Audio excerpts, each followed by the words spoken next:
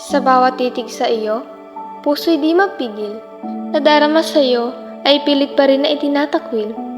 Sapagkat may isang pangalan ang laging lumulutang sa isipan, isang mukha na hindi makakalimutan. Sa bawat tingin, may nais na mensahe ang may parting. Ngunit paano nga ito'y makarating kung ang isang tingin ko'y di mo maninig?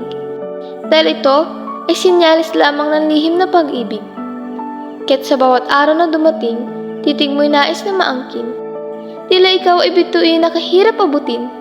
Hindi kompleto ang gabi, kung di ka titingalain.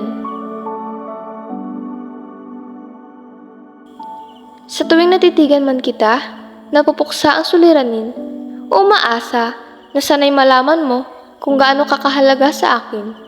Dahil sa kay dami ng bituin, ikaw lamang ang nais bigyan ng pansin. Kapag ako'y nakatingin sa iyo, at ikaw rin ay nakatingin, may malamig na hangin ang dumadampi sa akin. Nangangahulugan na ang isang tulad mo ay hindi na dapat pang ibigin. Ngunit alam ko, kung naririto ka, nais ko na lamang sana sa sandaling ito, iyo'y bigyan ng pansin at iyong damhin, dahil ito ang paraan upang maipahayag ang aking damdamin. Pero inaasam ka pa rin na sana ikaw ay maangkin. Pinangingibabaw ang tanong na kailan ka ba mapapasa akin? Pero yun ay imposibleng mangyari, kaya't ang nasa puso't isipan ay hindi mawari. Dahil ang isang tulad mo ay meron ng nagmamay-ari.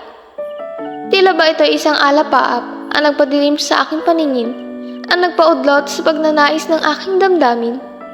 Dahil sapagkat sadyang ikaw at siya ay may sarili ng pahina, at ako ay isa lamang mamabasa na imposible na magkaroon ng sarili nating pahina. At alam ko, ako'y wala nang mapapala dahil kayong dalawa ay unang nang naitala. Ngunit ang pag-ibig ko sa iyo ay mananatili na lamang akin.